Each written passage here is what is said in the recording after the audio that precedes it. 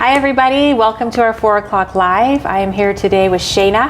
Hi Shana, how are you? I'm doing great. Pleasure to be here. Yeah, Shana has the Helpful Hats Project. She is the founder of this, and I have been obsessed with it. So we're just talking about stalking people's profiles. She hasn't stalked anyone's profile, but I have, and I stalked your profile on Instagram. And I don't even know how I found you, but I did. Oh no, that's why, because someone I knew had one of your hats. Yep. Asked me how to stay sober, or asked me how I got sober. Asked me how to get sober. Asked me how to get sober. Okay, asked me how to get sober. And he was wearing the hat, and so I found you, and I was just so impressed by what you were doing. Can you tell everybody what the Helpful Hats Project is and what it means to you? Sure. Helpful Hats Project came about kind of in quarantine. I was feeling super disconnected from my program. I'm a member of AA. Live and die by the program. And I was just feeling, I wasn't able to get to meetings. I was still able to go to the gym, but we were outside. I was still able to go to church, but we were outside. And I was getting this incredible push and feeling that there were people all around me that were struggling and needing help. Because I knew I was kind of struggling. You know, I'm pretty secure in my sobriety right now, but that can all change in a moment. And I like to keep that healthy fear. But I was feeling like crazy static around me and just people kind of needing help. And so I always wear a hat. I don't know why, because I'm a mom and I just throw a hat on. So my hat was getting old and crusty, and I thought it was time for a new one. Kind of wanted to personalize something. I come from a little bit of a fashion background. Okay. And so I was looking to get creative. And so I thought, I was rocking my baby actually, and it definitely came from my higher power, because it was like a zing, and it was like, just put something on this hat that can help people, you know, that, no matter what that is. And I thought back to a time that when I was so desperate for help and I had no idea where to turn or where to start. I mean, that was my big thing. Like, how bad is my addiction? Do I need to go to treatment? Can I just go to church? What's AA? I had so many questions, and as supportive as my wife was, I mean, we just didn't have the answers. So I thought if I had just one person maybe that I could talk to or ask a simple question to, somebody that could be approached and identified, that could have changed my path a little bit and gotten me help a little sooner, or just maybe opened my mind to different things. So I thought if I could put, a question on a hat, ask me how to get sober, because I love being in recovery. I love sobriety. I love my life today. If I could put that on a hat and get somebody to ask me a question or approach me, how could I do that? And then I could wear it out and maybe help somebody. Maybe somebody would approach me. Maybe somebody would ask about it. Maybe somebody would ask about my story. Maybe they wouldn't either. So I made a prototype, and I wore it to the gym the first day, and somebody approached me within 15 minutes. It was so crazy. Yeah. Because I really didn't know. I wore it proud, like you say, we wear it as a badge of honor, a badge of courage. We've been through this. I earned this. I'm excited to share this with people. Yeah. And I wore it around, and I was pretty proud and excited to see if anything happened. And this mother approached me at the gym, and she said, "Can I talk to you about your hat?" She's like, "My daughter, she's struggling. What can I do to help her?" She was in tears, and that just like that, it shined a light right on this. And I got to sit with her, and I talked to her for about 20 minutes. I gave her my phone number. We stayed in touch. She was able to get the daughter into recovery, into treatment. And that was so cool. I mean, I was like, the whole point was that if I could help one person, then, I mean, I didn't start this looking to start a brand or a project per se. It was just my hat, and if I could help one person, and that day changed a lot. And then the very next week, I wore the hat to the gym again, and I was approached by a trainer who was a friend of mine, and he was like, "Are you in recovery?" I was like, "Yeah." He's like, "Me too, like 10 years or whatever." And so through that, I mean, we would have never known that about each other necessarily had I not worn the hat. So he's like, "You got to make more of these. Let's get these on some people, and get them on the right people that are, wanting to recover out loud and wanting to tell their story. And let's so that kind of put it in motion. I made a few, and people bought them, and if it were up to me, I'd give them out for free because I think it's that important for, you know, just a conversation piece. And I kind of look at it as an identity brand, an identity project. It's not a brand, it's very much a project of love and of service, so that the right people have it on, you know, like you. It's such a powerful statement, because when I started wearing it, I remember one of the first trips I took, I was at the airport, and I swear at least 3 or 4 people stopped me. So cool. And it started that conversation. I love it is like wearing that badge of honor. I always say that in recovery, we should wear it loud and proud. Totally. And we've got this badge of honor, and we've been through something. We worked hard for that. We worked hard. Like we've risen up from the ashes into this person that we are. Totally. And we should be proud of that. And to have that on a hat where people are like, oh, that person's in recovery, I can go talk to them, or I can ask for help. Totally. It's amazing. And cool. I know you're onto something here that's going to be bigger than I'm sure we'd ever imagine. Just like the promises, you know, like I never thought my life would be like what it is today. And I feel that for your project. I feel excited about it for you. Thank you. You know, a lot of people have ideas, and they'll sit and they've got this idea or that idea, but they don't put it, you know, into action. Totally. What is it about you? Because I admire this about you, where you put it into action. Where do you get that courage and that tenacity and drive to put that into action? It's funny you say that, because I think about action a lot, honestly. The program being a program of action. I mean, nothing happens if we don't take action. I live by that, because just thinking about possibility, right? Like the possibility is kind of a hope. It's a dream, it's a wish, but like if you can take that possibility, if you take action, I mean, your next step is like kind of taking that and pushing it into passion. And then once you have the passion, you can take the passion and push it into purpose. And I really feel that that's like such a chain of events. Nothing happens if nothing happens. The same as nothing changes if nothing changes. So whether it's the gym, like, oh, I'm sitting on the couch and there's a possibility that I could be, you know, a world-class kickboxer, but like, I'm never gonna know that if I don't get up off the couch and go to the gym. Yeah. I may not be that, but I may also find a path of, you know, who knows what would happen. And it's the same, I think, with sobriety too, you know, sitting there wishing and hoping. I mean, for me, I was done, I was ready, I needed help, I wanted help, but like nothing would have changed if I didn't change or if I didn't take that action and that step. And I think sobriety taught me that. I think recovery taught me that, that you have to take action, and that nothing, you know, ultimately it's our own deal. It's an inside job, and it belongs to us. And once we have surrendered and owned what we've done and what we've faced and where we've come, I mean, it's only ultimately again up to us to take that step and put it into action. And I think that drive comes from literally learning through recovery, honestly, and just knowing that you can sit in this and you can think about this. And I don't know, risk is a funny thing too, because like, what do you have to lose, really? You know, I begged my wife, thank you, honey, to, you know, to like, if we could put a little bit of money into this, and we had a limit, and we said, you know, whatever happens with that $500, it happens. And I just felt that it was so important that we could take that and get it out there. And again, I think that the passion drove it, you know, the possibility to the passion, because I was so passionate about it, and I really believed that there was something to this, and that if we really got this infiltrated through the right channels, which is where we're at now, we're kind of just trying to get it in the right, you know, there's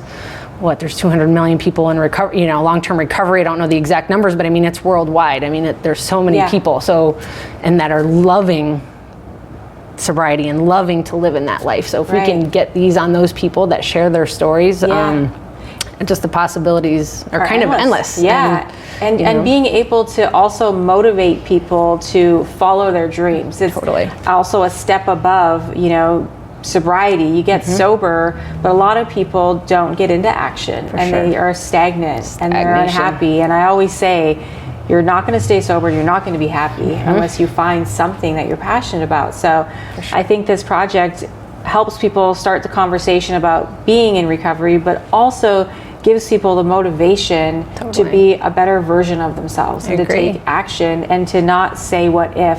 I'm a firm believer of no what ifs, right? You don't want those regrets. You know, like you said, the fear, and you know, if you fail or these things, it's like, so fail forward and get up and move forward. and learn. Yep. You know, we need to fail and have risk involved in our life, or why are we even bothering? And I feel for us in recovery, like we've been given a second chance at life. Probably more times, I've probably been given 50 chances at life. Amen. And I'm sure the same for you. Yeah. And so for us to just sit and not do anything is just a waste of life. Yeah, totally. Yeah. So you're big into AA?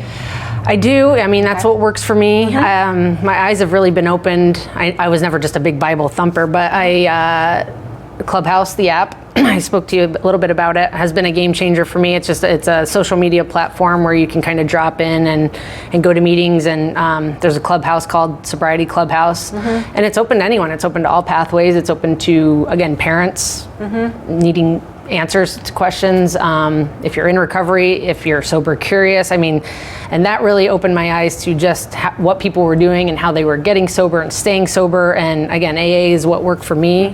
It's, you know, it's transformed my life along with God and my family and the people that I keep around me now, like yourself, and really kind of filtering out what doesn't need to be there. But I hear you on that one. Yeah. It's taken some time. So with your family, with your wife, you have children. How old are they? They are 5.5, and 18 months. And does your 5.5-year-old any idea about your past? Do you have open conversations about that yet? Yeah, we do. And it's, I tell him he saved my life. He's my angel baby. I know, I'll try not to cry, but he, you know, was a big reason that that this happened. We had some infertility struggles. We always knew we wanted to adopt. We had no idea when or how that was going to happen. But we had some infertility struggles, and every time that didn't take, it was what we wanted the most in the world. We wanted a baby. We wanted a family. We were so convinced that was probably going to be easy for us. There's two of us. Someone's got to be able to get pregnant here. When it wasn't, I just spiraled. Every single time that it didn't happen, I just got deeper and deeper into my disease, and it got really bad. And so by the time that we decided we were ready for adoption, and we were matched with the birth mother, she chose us. Things were beautiful. By the time we got that baby, I was so sick, and I needed help, and I was like, I'm not going to be this mother. This is not who I'm going to be.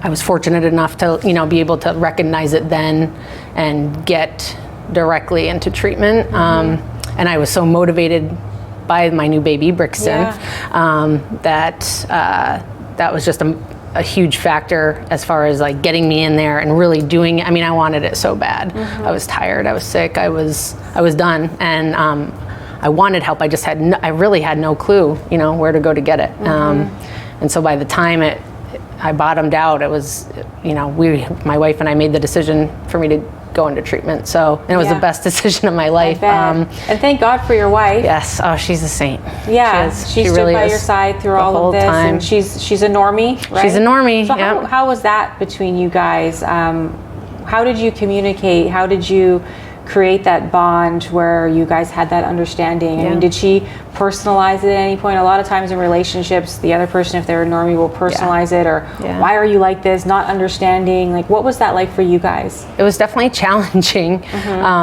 because we had partied together. She never partied like I did. I went to another way crazy level, and she was a normie, but we hung out, so that lifestyle kind of altered, and as she became more apparently normal, I became more apparently not normal. And but when we made that decision together, we really made it together, and she knew I was in it. I was in it to do this the right way. But it was hard. It was challenging, for sure. A lot of communication and hard work on her part, and just staying by my side. I mean, the anchor for the hats is actually a representation of her. She's my anchor. She kind of held it down, and I can't imagine it from her side. And I've tried, and it makes me sick to my stomach to think of like what I put her through and what we went through. Because when we're in it, we just think we're hurting ourselves. Of course, and we're selfish. I really did not think, that was doing what it did to her. I mean, and we still work on things, 5 years later that things come up. Yeah. You're like, if I'm in the garage too long and I'm like, oh, I wonder if I should go check in so that she doesn't think I'm doing something weird, even though like we both know we're all good. But PTSD almost. The PTSD and just the damage that was done and the trust that was broken. And but it's continual work. I mean, I feel that, we did that work up front in the family week and all those things, they all collide, but it's continuing to grow. And as I grow in my recovery and as she grows with me and she grows, and we just kind of meet each other halfway. But this project has been really cool for us because we've done it together. And that's amazing. And she's so proud, and she chose abstinence for me, which is, what a sweetheart. Oh my gosh, it's crazy because I didn't want her to do that. Again, we come out and we're like, I don't want you to change your life. I had a great group of friends, and they still drank, and I wanted to be able to hang out with them, and it was hard, but she chose not to, and I kept telling her, go ahead, do that. And she said no. She's like, it's just not worth that drink for me. And like, we're having a baby now, like we just don't need to do that. And she has literally not had a drink since I had a drink. And wow, what an amazing bond the two of you have. It's crazy because, and I look back now and I'm like, that was such a huge integral part of my recovery, because I talk to so many people that don't necessarily have that level of support from the spouse or partner. And oh my gosh, it's got to be really hard to have alcohol in the house and stuff like that. I mean, it's just not a part of our life anymore. So what would you say to someone watching that is a normie, but they're in a relationship with someone and they're really struggling? They don't know how to manage it. They don't know what to say. What would be your advice or suggestions to them? They need to take care of themselves too. I mean, again, I don't like to, Al-Anon. I send so many people there, and they think they have this idea of like what it is or what it looks like or what it sounds like. I mean, a codependency is, we all have them to some degree. I mean, I believe that AA and the 12 steps are just like a blueprint for life. We hear that all the time, and I truly feel that. The same with Al-Anon. I mean, it's just going to give you tools to create your boundaries and love them in a healthy way that's not harmful to yourself. So, I mean, that is what I would say. The person in active addiction is going to take it so personally, which I did too. I was like, you're going to leave me at my darkest time, like when I need you the most. And she didn't necessarily threaten to leave, but she was like, we can't do this anymore. And I was like, I agree, like, let's get off this ride, So stick with them and believe in them and show them that you believe in their purpose and their power without harming yourself. That's a hard thing to do, but I would say get help for yourself. She sought out a counselor, and he was great for her to kind of guide her through, but love them, but don't love them to death, Yes, it's so important, and it's so hard to do. I was talking to someone earlier about that, and it's so hard to have that tough love, and have those boundaries. Such a fine line, and have your ultimatums and stick to them. So, so with the Helpful Hats project, what is your vision with that? What do you want to see happen over the next few years? Gosh, again, it happens so quickly. The vision would be, 10% of every purchase goes to addiction recovery of some sort, whether it's a scholarship or a charitable cause within the treatment center. So where I see it going is like, I'd like to get it worldwide. I mean, we ship some orders to Ireland and to England and Canada. We love Canada.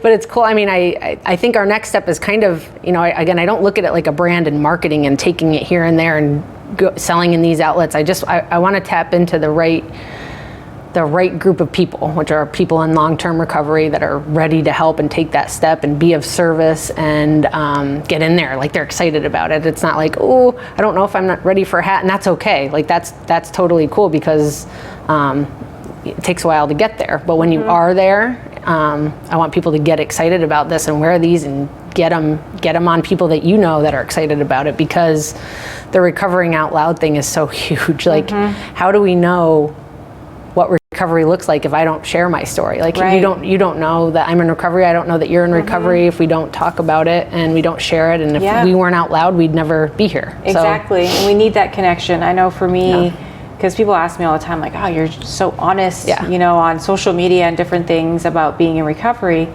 And it has without even realizing while I was starting to, be really vocal about it, it gave me so much confidence, and it really helped me in my sobriety and into recovery stay sober. Totally. When you completely put yourself out there, you're vulnerable, but you're also gaining this strength. For sure. And especially when people start reaching out to you and saying, "Oh, I didn't know you were an IM," and "Oh, can you suggest this?" or "Oh, what happened?" And it's just creates this bond. It's incredible. And it really creates it powerful. between all of us. And it's amazing. And I know those hats and everything else you're going to do is really going to touch a lot of lives. Absolutely. We're excited. So for you, the word recovery, I like to ask this question. If you were to define it for someone that does not know what it means, how would you explain recovery to somebody? I just say it's freedom, honestly. Recovery to me is just a repairing of your soul, and like going back and figuring out what those initial monsters were that you were feeding to begin with. It's gonna hurt, it's gonna be hard, but it's a journey. It's like a life journey, but it's like what else do we have other than the life we led and the life we're in now and what we're working towards? I think it's a beautiful journey, and I think it's a path to freedom. If you feel like you're in bondage, if you're feeling like this is not the life you were meant to lead, recovery will show you, that and give you that. When you're having a tough day, what do you do? What are your coping skills? What are your go-tos?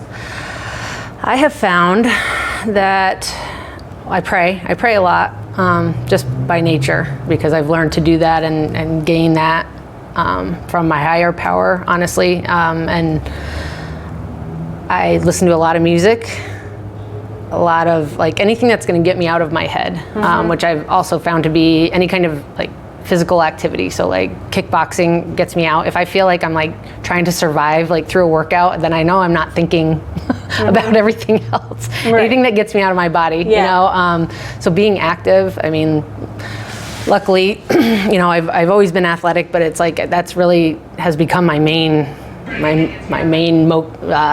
coping mechanism is just get outside. Nature too. I love the ocean. I love the mountains. Me too. Tap into nature. Little things. Kind of sitting back and observing and watching my kids play, and just the little things that I know that I just wouldn't have been present for if I was using or drinking. And just taking those moments to live in gratitude, and it's all the cliches, but they're also true. They're also true. They really are. Present in the moment is such a huge thing for me, and appreciating all those little things, that so many people take for granted, and just not knowing, Totally. So where can people find you? I know we're streaming some stuff right now with your website and social media, but if someone wants to contact you directly, where would they find you? Sure. The best way is Instagram. So I don't know if they're going to cue that up, but it's helpful /hats /project Instagram. So people can direct message me there. Okay. I'm happy to help. I love, I love talking about recovery. I love kind of guiding people. That was the goal of the hats too, is just to kind of get people. I can't necessarily sponsor someone, right now or, at that time, but I can get you to the right people. I can get you the resources. I can get you to a meeting. I can get you to somebody that can help in your area. I love that. So feel free to reach out on Instagram for sure. Okay. Well, thank you so much. Sure. Listening to you and listening to everything you've overcome from, your addiction to remix. From that to, your struggles that you've had along the way, and now being able to come out of it and have this project, help people, inspire, motivate. It is truly beautiful. So thank you so much for being on the show. Thank you. I appreciate it. Thank you for believing in me. Of course, always. Thanks, you guys. We'll see you next time.